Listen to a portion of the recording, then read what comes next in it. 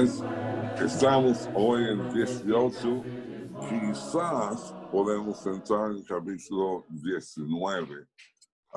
Entre los dos capítulos no tenemos tantos versos.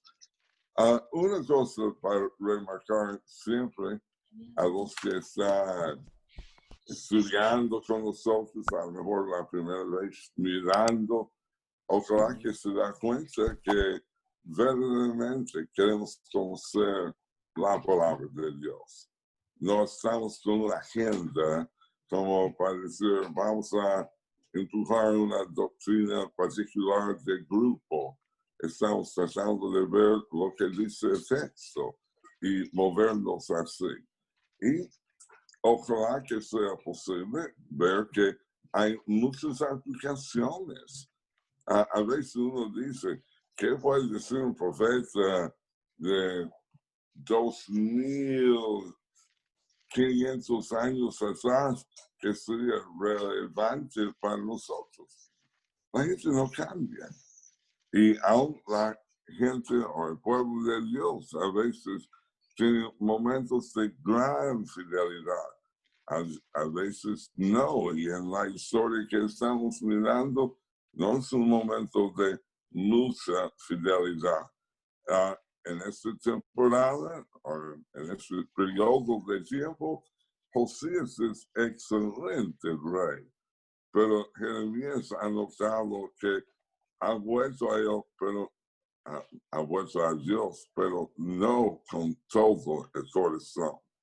Y esa es una lección para nosotros, haciendo las cosas como marcando si he hecho esto, aquello, no es suficiente. Tiene que ser con todo el corazón. Y el Dios está buscando todo el corazón. No quiere, como me gusta decir, no quiere cambiar hábitos solamente. Quiere cambiar el corazón. Y con el corazón, como corresponde, los hábitos van a suceder como deben suceder, porque el corazón está por detrás.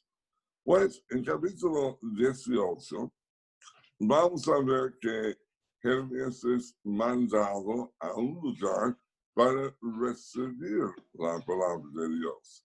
Es porque lo que va a ver con el alfarero es algo que tiene algo que ver con el mensaje que quiere entregar en este tiempo de rey Josías y en este momento del capítulo 18. Vamos a leer ahora verso 1 a 12. 1 a 12. Perfecto. Esta es la palabra del Señor que vino a Jeremías. Baja ahora mismo a la casa del alfarero y allí te comunicaré mi mensaje. Entonces bajé a la casa del alfarero y lo encontré trabajando en el torno, pero la vasija que estaba moldeando se le deshizo en las manos, así que volvió a hacer otra vasija, hasta que le pareció que le había quedado bien. En ese momento la palabra del Señor vino a mí y me dijo: Pueblo de Israel, ¿acaso no puedo hacer con ustedes lo mismo que hace este alfarero con el barro? Afirma el Señor. Ustedes, pueblo de Israel, son en mis manos como el barro en las manos del alfarero. En un momento puedo hablar de arrancar, derribar y destruir a una nación o a un reino. Pero si la nación de la cual hablé se arrepiente de su maldad, también yo me arrepentiré del castigo que había pensado infligirles. En otro momento puedo hablar de construir y plantar a una nación o a un reino. Pero si esa nación hace lo malo ante mis ojos y no me obedece, me arrepentiré del bien que había pensado hacerles. Y ahora habla con los habitantes de Judá y de Jerusalén y adviérteles que así dice el Señor: estoy preparando una calamidad contra ustedes y elaborando un plan en su contra. Vuélvanse ya de su mal camino y enmienden su conducta y sus acciones. Ellos objetarán: es inútil. vamos a seguir nuestros propios planes y cada uno cometerá la maldad que le dicte su obstinado corazón. Ahora, el comentario en verso 12 es sorprendente, pero si la gente no tiene vergüenza, ni sabe cómo tener vergüenza, a lo mejor podría decir justamente las palabras que Jeremías ha usado, como tirando en la cara. Pero un tema que se mueve por el libro de Jeremías es el corazón malvado. Y a veces uno dice, hay que ser honesto con sí mismo. No, hace fácil ser honesto con Dios. Si tu corazón es malo, entonces ser honesto con un corazón malo es como hacer caso. Uno tiene que tener perspectiva de Dios. Por esta razón, en el Antiguo Testamento, la frase, lo bueno ante los ojos de Jehová, o lo malo ante los ojos de Jehová, estamos hablando de la punta de vista de Dios. A veces la gente dice, ¿quién dice que está mal? Dios dice. ¿Quién dice que está bien? Dios dice. Y no importa lo que el predicador dice, no importa lo que un grupo religioso dice, lo que sí importa es lo que el Señor dice. Y a propósito, el párrafo comenzó diciendo, palabra de Jehová, que vino a Jeremías diciendo. Todo el libro de Jeremías está remarcando. Mencionamos en estudiar el capítulo 11 o el capítulo 1, que 11 veces en 19 versos Jeremías decía que era palabra del Señor. Entonces, aquí de nuevo, palabra de Jehová. Ahora, Jehová mandó a Jeremías a qué lugar, César. Baja ahora mismo a la casa del alfarero. Está ahí para observar algo. ¿Y que observó ahí? Entonces bajé a la casa del alfarero y lo encontré trabajando en el torno. Claro. ¿Y qué pasó con lo que estaba haciendo en ese rey? Uno también puede decir. Claro, se le deshizo en las manos lo que estaba haciendo, así que volvió a hacer otra vasija. Es interesante. A veces la masilla no rinde como corresponde. Y eso no dio ningún problema al alfarero. Él decidió, hay que cambiar, hacer otra cosa diferente. Y luego Dios da la aplicación. Él dice que la casa de Israel es como que. ¿Acaso no puedo hacer con ustedes lo mismo que hace este alfarero con el barro? Claro. Y cuando el barro no es como corresponde, Dios acaso no puede cambiar de parecer y hacer otra cosa. Pero lo que estamos notando, las bendiciones y las maldiciones de Dios son condicionales. Es interesante. Lo bueno es condicional. El castigo es condicional. Y en verdad me dice que ese es como Dios trata a las naciones. No solamente al pueblo de Israel, no solamente al pueblo de Judá, pero Dios mira el mundo con la misma criteria. Y lo que vamos a notar aquí, pero si estos pueblos se convierten en su maldad, ¿qué dice Dios? Pero si la nación de la cual hablé se arrepiente de su maldad, también yo me arrepentiré del castigo que había pensado infligirles. Y en la lectura incluso se está diciendo al momento. La Reina Valeria va a decir al instante, a un instante. Es para decir que Dios cambia bastante rápido. Ahora, a lo mejor la manera de aplicar la bendición va a tomar tiempo. Quizás lo mismo el castigo. A lo mejor no cae relámpagos del cielo para castigar, pero está encaminado el juicio de Dios. Pero en el momento que se arrepiente, Dios cambia de parecer. Y si la gente ha sido bendecido por Dios y ahora se aparta del Señor, entonces al momento, al instante, Dios va a cambiar al respecto a ellos. Ahora, para mí, esa es gran lección para nosotros. A veces uno piensa, pero yo soy bueno porque Dios me hizo bueno. O algunos dicen, soy malo y Dios tiene la culpa, me hizo malo. No, pienso que uno es como este barro aquí. Se hace mal en la mano del alfarero. Entonces, el alfarero cambia. Y eso es lo que Dios está diciendo. Él cambia con respecto a este barro en sus manos. Ahora, volviendo, dijeron ellos al respecto lo que mencionamos al final o al principio, es en vano. Vano en verdad significa es inútil.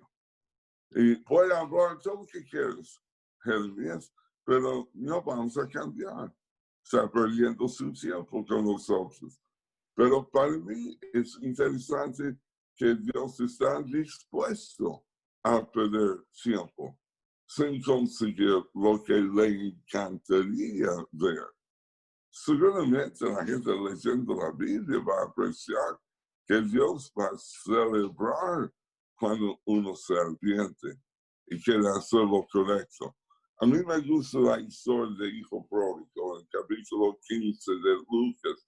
Y la historia dice que el hijo pródigo, una vez que volvió en sí, se dio cuenta que la casa de su padre era mejor que lo que estaba pasando a él en el país ajeno, a la distancia.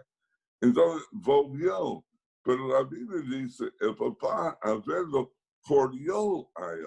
Eso es casi como la idea de la instante. No cruzó las manos esperando, pero dio un cambio y quiere celebrar ese cambio. Y se fue a abrazar a su hijo, a besar a su hijo.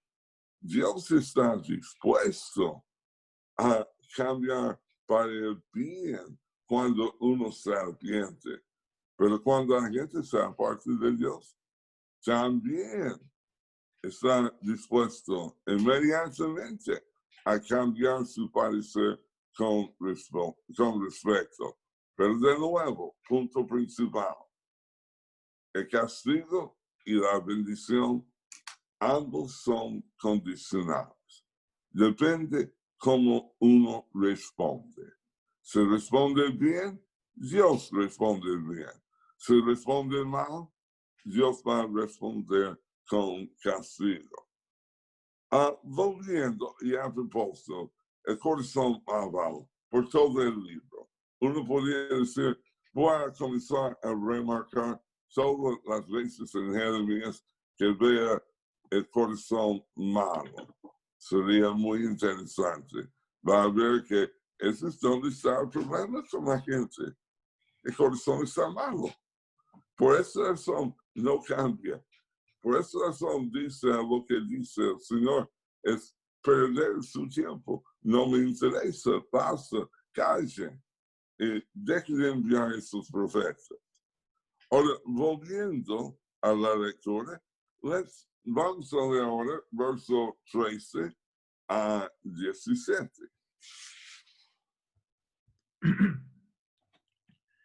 Por eso así dice el Señor. Pregunten entre las naciones, ¿quién ha oído algo semejante? La virginal Israel ha cometido algo terrible. ¿Acaso la nieve del Líbano desaparece de las colinas escarpadas?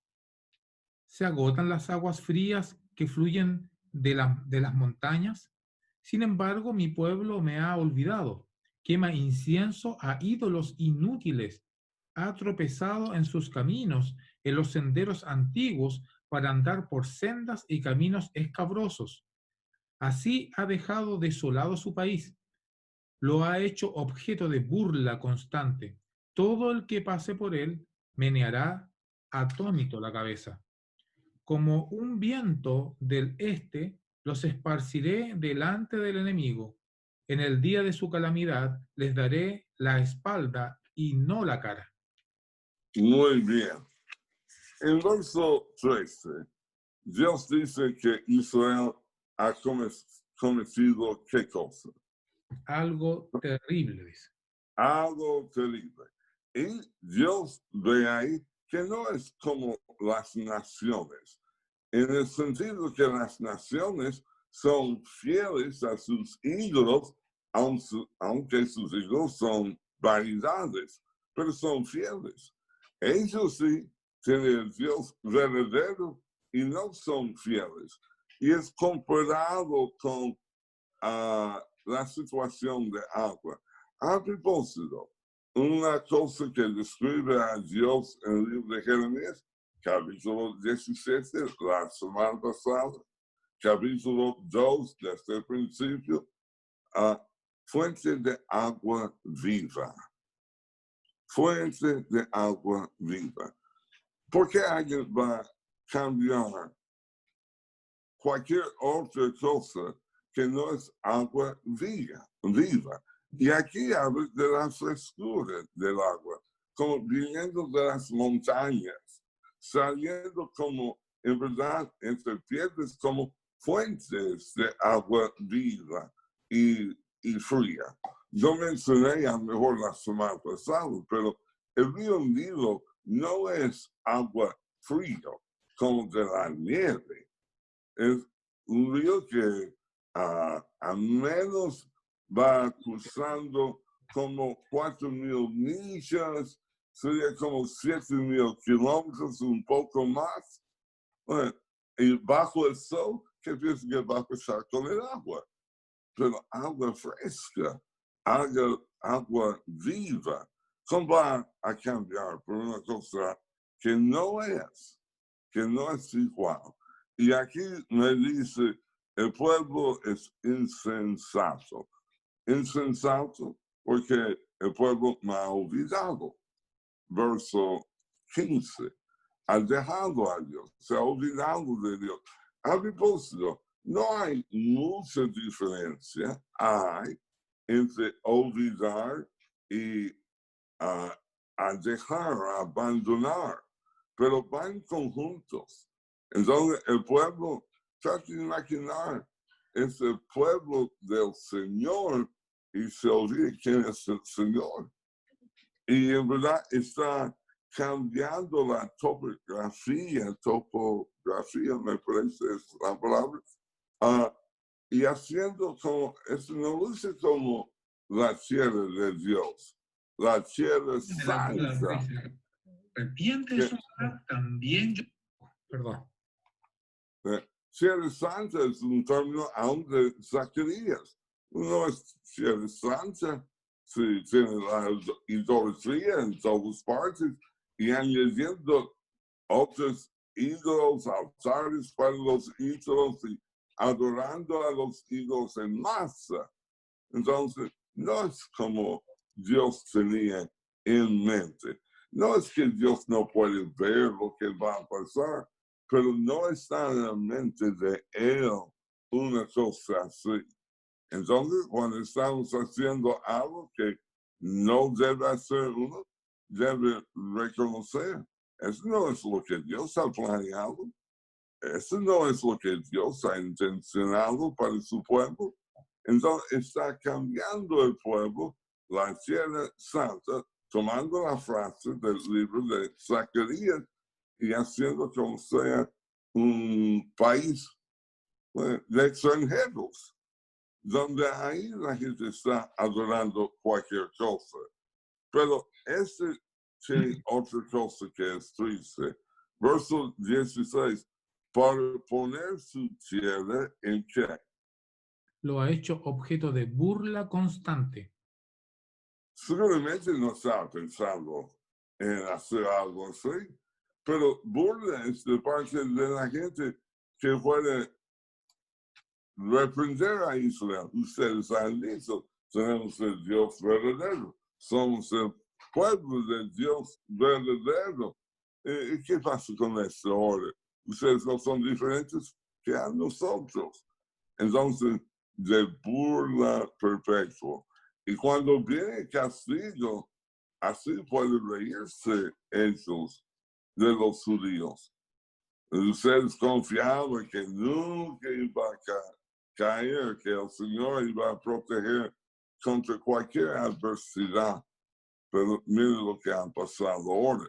Entonces, da oportunidad para que los enemigos de Dios estén blasfemando a Dios. Ahora, David a cometer adulterio y a matar el marido dio oportunidad a los enemigos a blasfemar a Dios. Pero ¿qué pasa cuando todo el pueblo está corrupto? Ha dado oportunidad de burla a todas las naciones alrededor de ellos. Ahora, mirando el viento solano viniendo de este, es un viento que cruza un desierto para llegar a la tierra prometida. Entonces, por ejemplo, en Chile, el viento que viene del norte es caluroso. El viento más caluroso para Israel es lo que venía de desierto al oeste, a este de Israel. Y viene así. Y Dios dice al final del verso 7, en este tiempo de adversidad, ¿qué va a mostrar a ellos? Les daré la espalda y no la cara. La bendición más anticipando vino después de la mirada de Dios. Por ejemplo, en Números capítulo 6, había una oración que fue enseñado a los sacerdotes y iba a orar diciendo a Dios que se levanta su semejanza, su cara sobre nosotros. El hombre piadoso en la Biblia es el hombre que piensa que solamente hace falta que Dios nos mire y no puede ser indiferente. Pero ¿qué pasa si Dios no mire? No va a estar indiferente. Era indiferente cuando Dios la espalda. Y ahora no va a prestar atención cuando la gente está gritando. Él va a decir, ustedes gritaron y oraron a sus dioses, marchan a esos. Porque me ha olvidado, me ha abandonado. Y Dios no puede mirar a ellos con agrado. Pues, volviendo, verso 18 a 23. Ellos dijeron, vengan, tramemos un plan contra Jeremías, porque no le faltará la ley al sacerdote, ni el consejo al sabio, ni la palabra al profeta. Ataquémoslo de palabra y no hagamos caso de nada de lo que diga. Señor, préstame atención. Escucha a los que me acusan. ¿Acaso el bien se paga con el mal? Pues ellos me han cavado una fosa. Recuerda que me presenté ante ti para interceder por ellos, para apartar de ellos tu ira. Por eso entrega ahora sus hijos al hambre. Abandónalos a merced de la espada. Que sus esposas se queden viudas y sus hijos, que sus maridos mueran asesinados y que sus jóvenes caigan en combate a filo de espada. Que se oigan los gritos desde sus casas, cuando de repente mandes contra ellos una banda de asaltantes. Han cavado una fosa para atraparme y han puesto trampas a mi paso.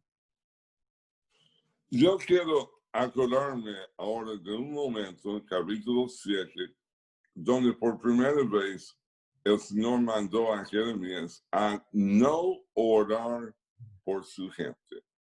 Y es sorprendente para la persona que no ha leído mucho en la Biblia, pero que un profeta del Señor fue mandado a no orar para su pueblo, para el bien de su pueblo. Pero ¿qué dijo Dios después de decir que no ores más por ellos? Pues en capítulo 7, verso 14. Estoy tratando de mirar bien aquí. Verso 14.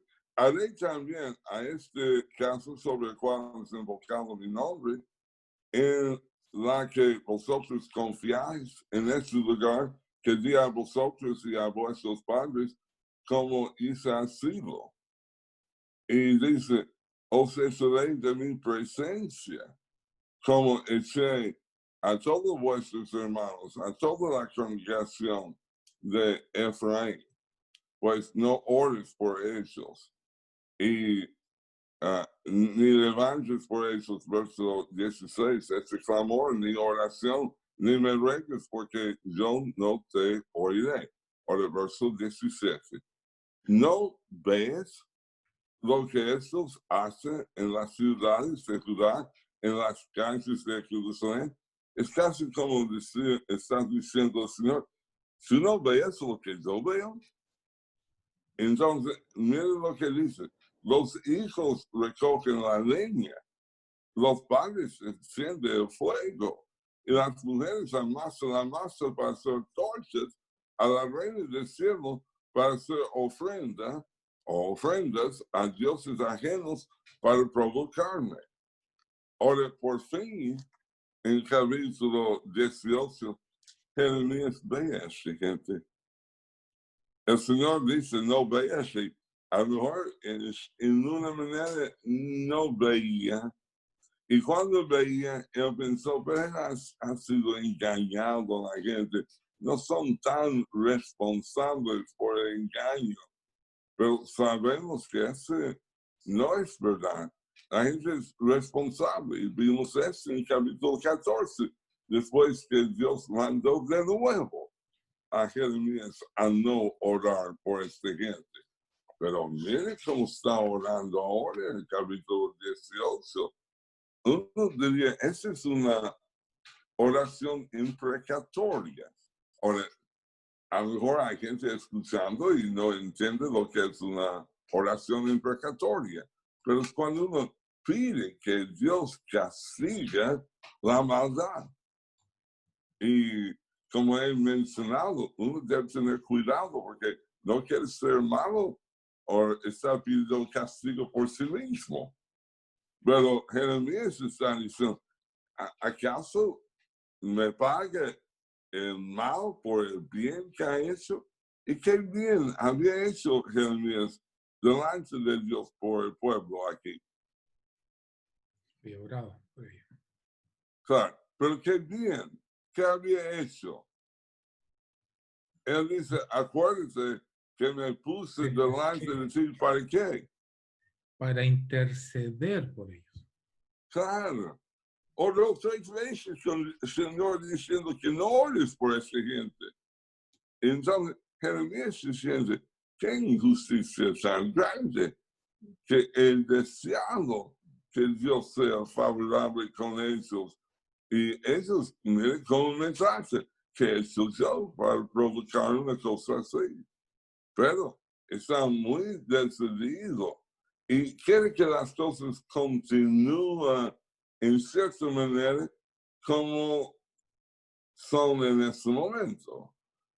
Verso 18, vamos a maquinar a veces como un complot aquí, pero el motivo es porque la ley no faltará aquí.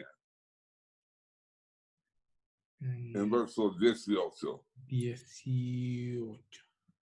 Porque no le faltará la ley al sacerdote, ni el consejo al sabio, ni la palabra al profeta. Uno leyendo este verso sin ver el contexto va a pensar, pero Sí, es justamente lo que queremos. Que la ley está con el sacerdote y que la palabra con el profeta y el consejo con el sabio. Pero no son profetas del Señor aquí. No sacerdotes fieles al Señor. Jeremías es un sacerdote. Entonces, ese sacerdote y profeta fiel, los maquinando contra él, no son buenos.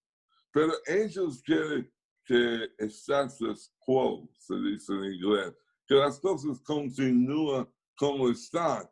Pero si es corrupto lo que está, el Señor no quiere más de esto para nada. Volviendo. Por tanto, dice en verso 21, por tanto, ¿qué en verso 21? Por eso entrega ahora a sus hijos al hambre, abandónalos a merced de la espada. ¿Y las mujeres? Se queden viudas y sin hijos. Claro. Ahí va a decir, wow, ese es muy fuerte ahora. Uno puede decir, me gusta más como Jeremías era antes, cuando Dios le reprendió por orar por la gente. Pero lo que tenemos que entender en la Biblia, Dios tiene que ser vindicado. Y aún David, en Salmo 51, quería que Dios fuera visto como justo. No importaba el castigo que él estaba y que ha recibido por su pecado. En el libro de Apocalipsis, cuando se abrió el quinto sello y altares bajo el altar, está clamando al Señor, ¿hasta cuándo, Señor? No vengas, nuestra sangre derramada en el mundo. ¿Y cuál fue la respuesta? Tranquilo, descansa. Y les dieron vestiduras blancas y dijeron, hay que morir más gente como ustedes. Uno va a decir, no, ¿por qué tendría que morir más gente buena? Bueno, Dios murió y no había nadie más bueno que él. Y Dios espera que su gente sufra voluntariamente, igual como él sufrió voluntariamente.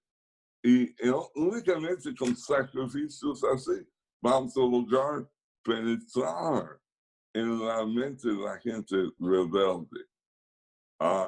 Asusta a mí a pensar qué puede pasar con el mundo en este momento. A veces uno piensa en Estados Unidos que están preocupados sobre los rusos.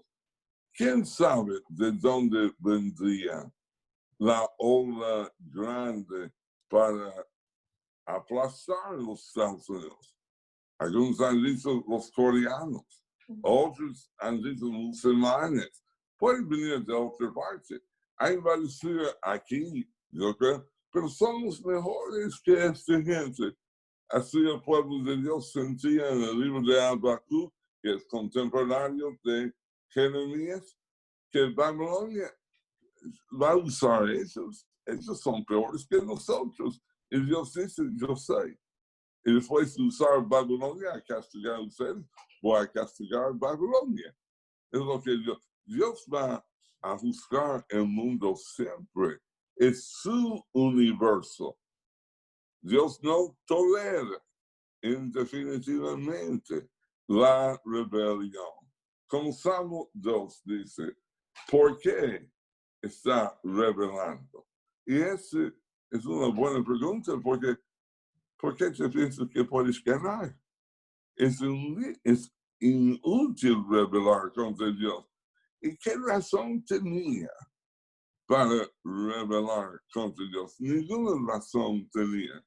Entonces es insólito pensar que alguien se atreve a rebelar contra Dios y su Cristo. Bueno, volviendo a la lectura donde estamos, por tanto, entrega a sus hijos y que sean viudas y que sean madres sin hijos. Y verso 22 dice, óyese clamor de sus casas. ¿Cuándo? De repente mandes contra ellos una banda de asaltantes. Claro. Y pero tú, oh Jehová, ¿qué? Han cavado una fosa para atraparme. Claro. Y no perdones su maldad, ni borres tu pecado delante de tu rostro. Porque el profeta piensa que si Dios ve lo malo, hay solamente una manera de responder, es con castigo. Ahora, una cosa más en la lectura del capítulo 18 y luego me gustaría entrar en el capítulo 19, pero a mí me gusta la frase en verso 7 primero. En un instante hablé contra pueblos y contra reinos para qué cosas hay. Arrancar, derribar y destruir. ¿Dónde hemos visto esto antes? Capítulo 1. Capítulo 1. Es un libro que es conectado. Y mire verso 9. Y hablé de la gente del reino que se arrepiente. ¿Para qué? Construir y plantar. ¿Y dónde hemos visto este? Capítulo 1. Capítulo 1 de nuevo. El mismo verso a propósito. La misión del profeta era arrancar, derribar, destruir. Pero también estaba para edificar y para plantar. Ahora, lo que yo quiero que la gente reconozca. Dios no destruye solamente porque nada le agrada y no es posible que él mire en forma para hacer el bien de nuevo. No, Dios quiere edificar, construir, plantar. Y esas son las dos palabras de esperanza en la Biblia. ¿Qué persona está construyendo una casa sin esperanza? ¿Qué granjero está plantando sin esperanza? Yo no conozco ninguno. Pero la idea, a veces hay que sacar toda la basura, todo el escombro, todo lo podrido, para luego sí edificar y plantar. Tenemos que entender nuestro Dios. Entonces, a veces uno piensa esos dos aspectos contradicen. No, es la misma misión que Dios dio a Jeremías en el mismo verso. Y a veces después de ver cosas negativas, la gente tiene dificultad en ver algo positivo como edificar y plantar. Bueno, entrando en capítulo 19, vamos a leer ahora verso 1 a 3. Así dice el Señor. Ve a un alfarero y cómprale un cántaro de barro. Pide luego que te acompañen algunos de los ancianos del pueblo y de los ancianos de los sacerdotes. Y ve al valle de Ben Hinón, que está a la entrada de la puerta de los alfareros, y proclama allí las palabras que yo te comunicaré. Diles, reyes de Judá y habitantes de Jerusalén, escuchen la palabra del Señor. Así dice el Señor Todopoderoso, el Dios de Israel. Haré venir tal calamidad sobre este lugar que a todo el que se entere le zumbarán los oídos. Miren, parece que Jeremías tiene que ver otras cosas con respecto al alfarero. Tuvo que hacer una compra. ¿Qué compró? Verso 1. Un cántaro de barro. Claro. Y juntó quienes para acompañarle. a los ancianos del pueblo y a los ancianos de los sacerdotes. Ahora, ancianos uno diría, es la gente más maduro, la gente más sabia, entre el pueblo y entre los sacerdotes, ojalá que sí. Pero lo que he visto en el libro, no, son corruptos, Corruptos, claro. corruptos, esa es la verdad. Y dice, vaya, que vaya. Verso 2, que vaya. El valle de Ben Hinón, que está a la entrada de la puerta de los alfareros.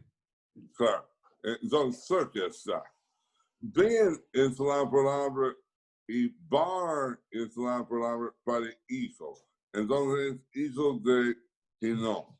Como Bar Sabás, el que fue pedido en lugar de Jesús. Barrabás. Sí, sí. Gracias por corregirme ahí. Pero Barnabas no me dice su nombre, me dice que su padre se llama Padre.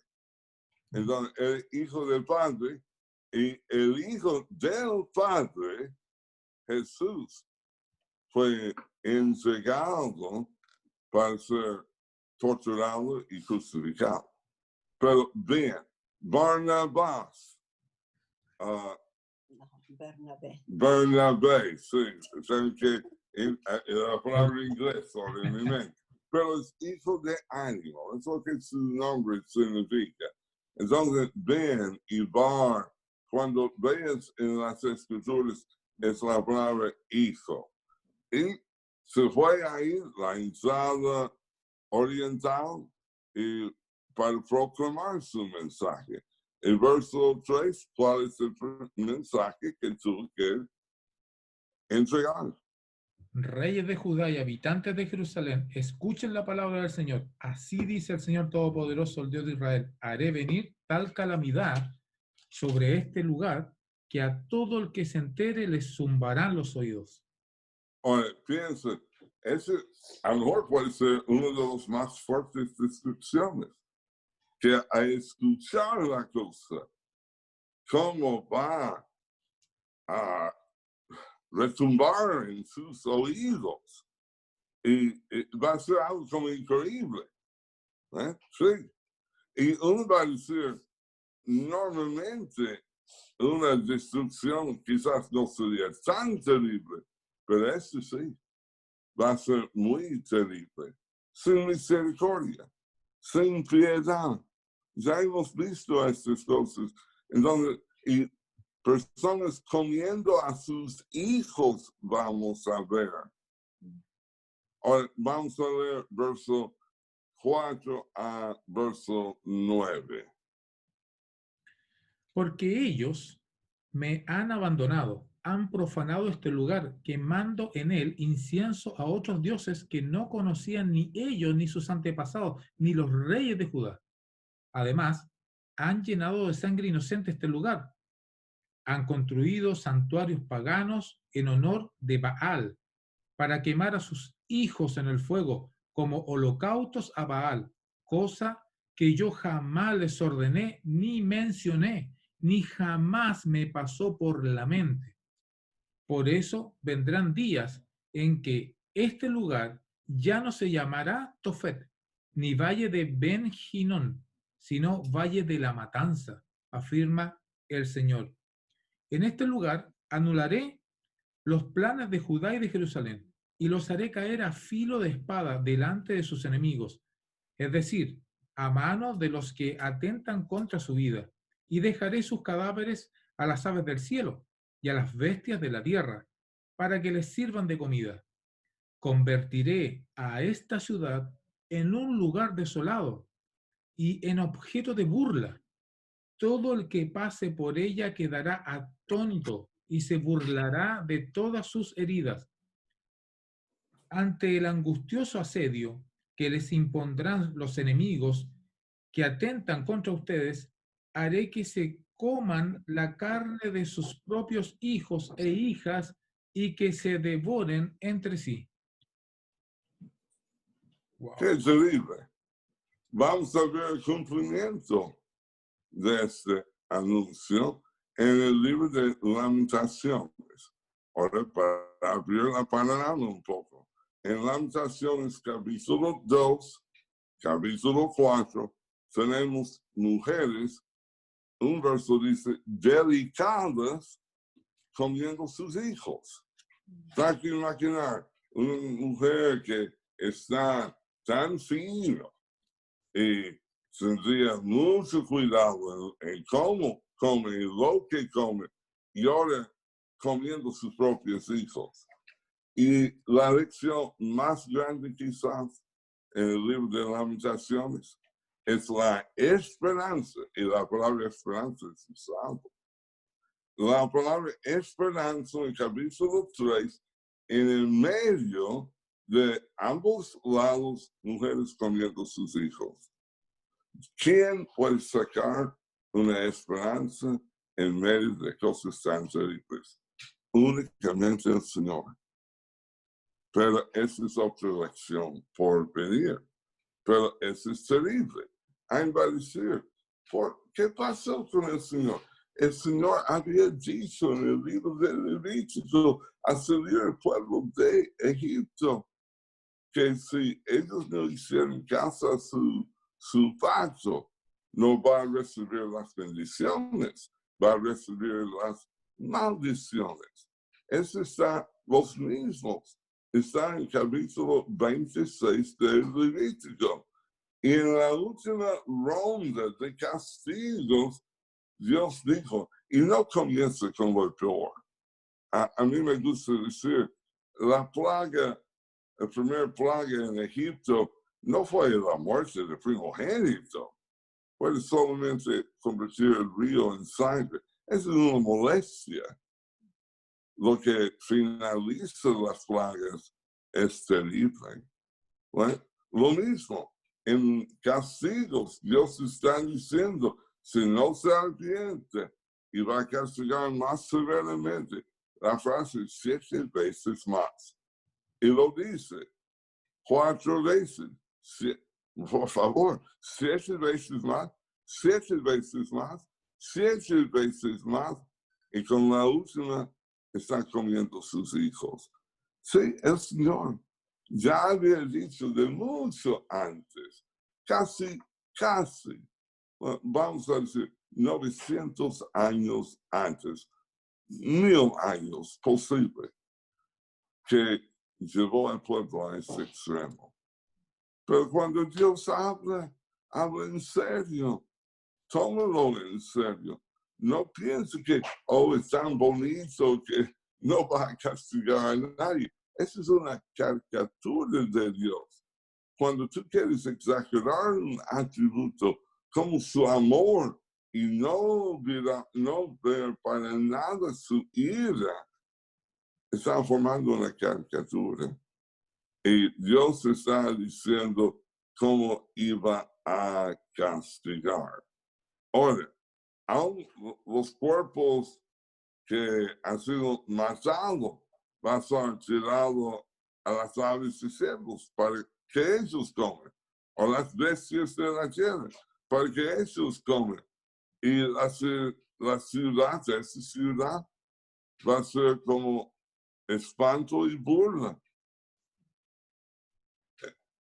Yo creo que no hemos visto ni en Chile ni en Estados Unidos algo tan terrible como reduciendo a la gente donde va a comer sus hijos.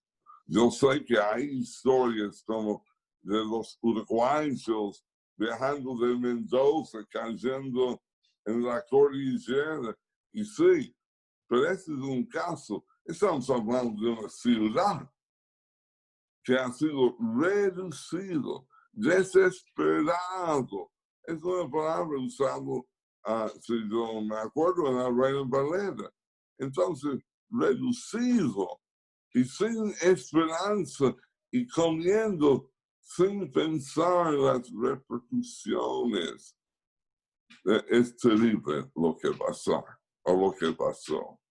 Bueno, volviendo, verso 10 a 13. Rompe después el cántaro en 1000 pedazos a la vista de los hombres que te acompañaron y adviérteles que así dice el Señor Todopoderoso: voy a hacer pedazos esta nación y esta ciudad, como quien hace pedazos un cántaro de alfarero, que ya no se puede reparar, y a falta de otro lugar, enterrarán a sus muertos en Tofet. Así haré con este lugar y con sus habitantes, afirma el Señor. Esta ciudad quedará tal y como quedó Tofet. Todas las casas de Jerusalén y todos los palacios de los reyes de Judá, es decir, todas esas casas en cuyas azoteas se quemó inciensos a los astros de los cielos y donde se derramaron libaciones a otros dioses, quedarán tan impuras como quedó Tofet. Ahora, volviendo a ver, Jeremías fue mandado a comprar una vasija, llevarlo, pero a lo mejor desde el verso 2 a verso 9, a lo mejor uno piensa, se olvidó Dios que iba a hacer con la vasija. No, no se olvida nada. Y el verso 10, ¿qué le mandó a hacer? Rompe después el cántaro en 1000 pedazos. Eso es. ¿Y por qué algo tan destruido? ¿Para qué? No, No puede reparar juntarlo claro, no de va a reparar. vuelta, ¿no? Justo. No puede armarlo de nuevo. Uno dice un poco de pegamento, algo así. No, es completamente destruido. ¿Y qué está diciendo el Señor? Lo mismo va a pasar a esta ciudad. Lo mismo. Ahora, para decir algo muy interesante, en el libro de Jeremías, con Babilonia afuera de la ciudad, sitiando la ciudad.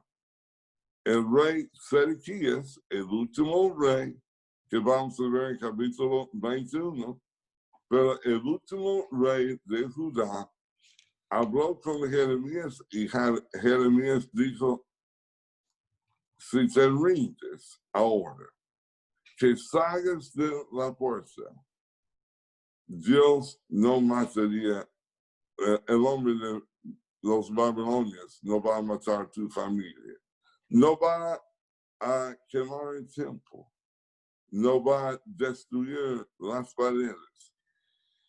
En el último momento, Dios está diciendo a Sedequías. Y por X razón, y vamos a hablar de este en el futuro, pero es como el rey, si no puede ser rey, la vida sin la realeza no es vida para él. Entonces, no tenía vida.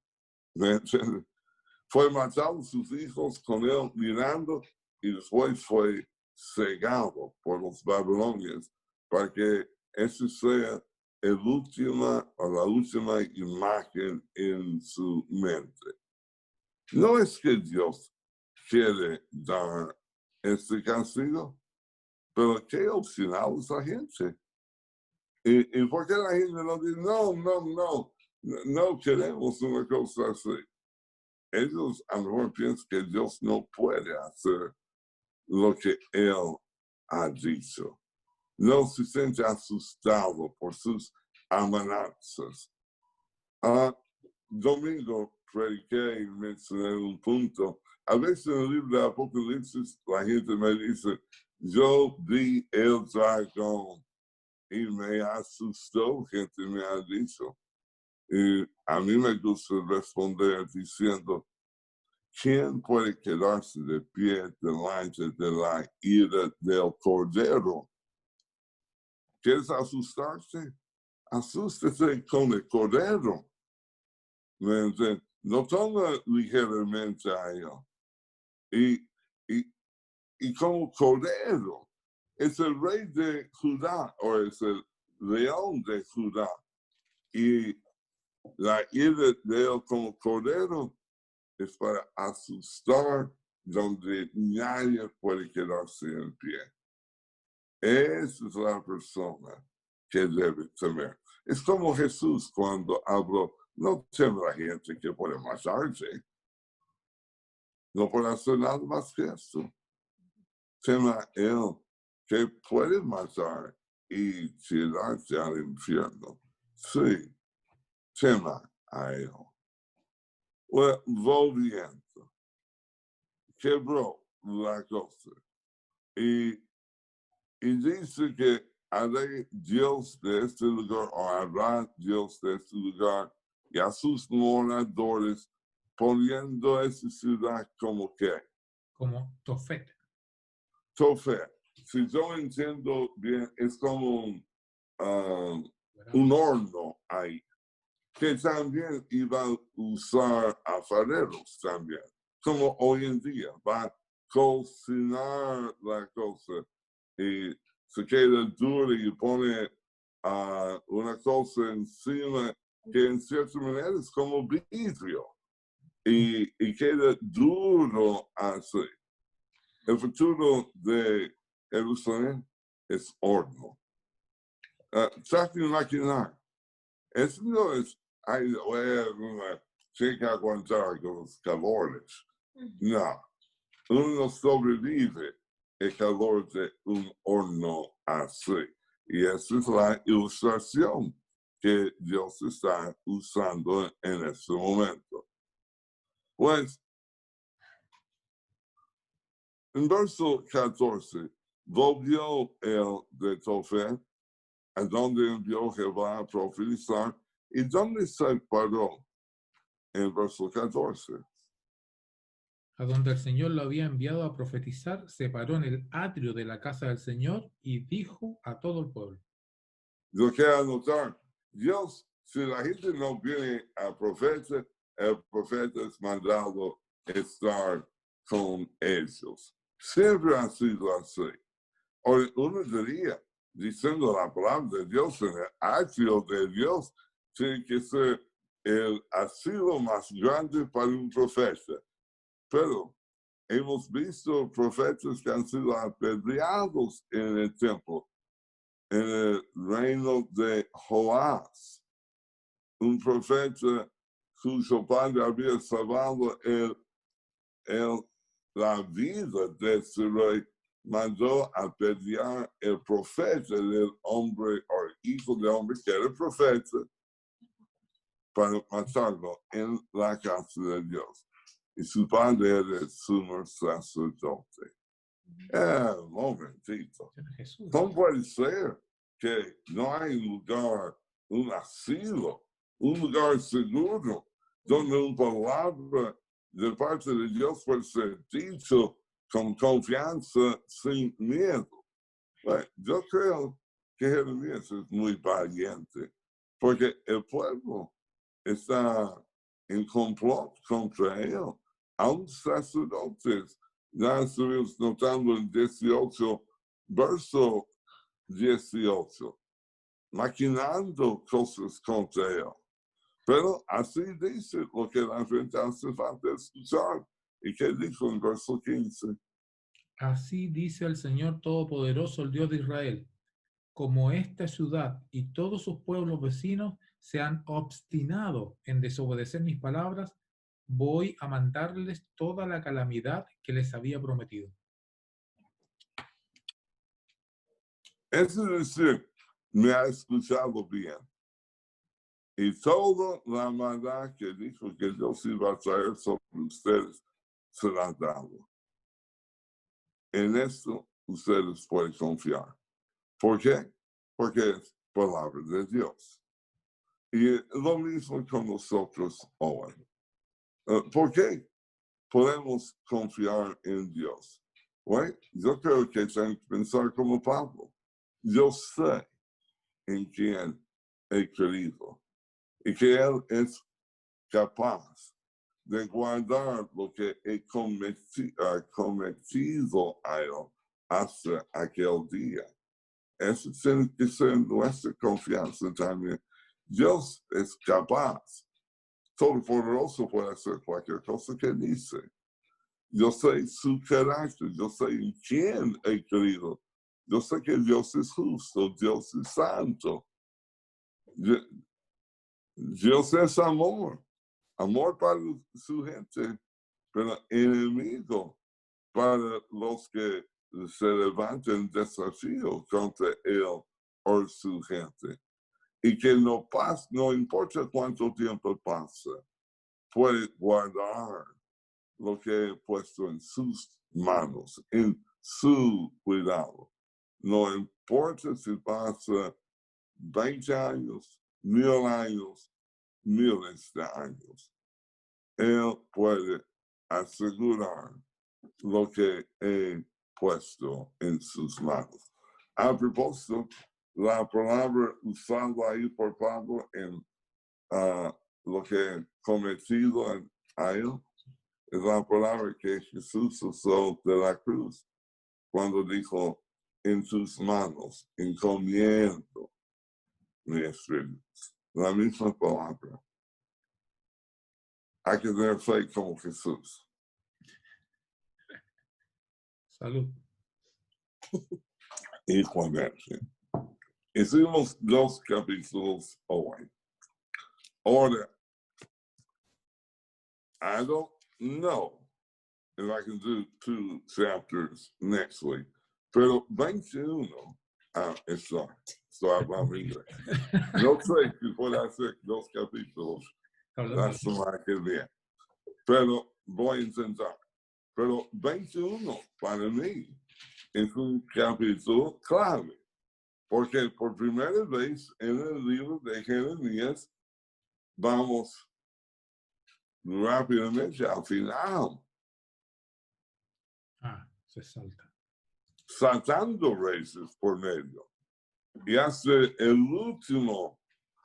los últimos años de Sedequías. Y luego por el resto del libro vamos a movernos y vuelta entre los últimos reyes. Pero mire, capítulo 1 a 20, los días de Josías.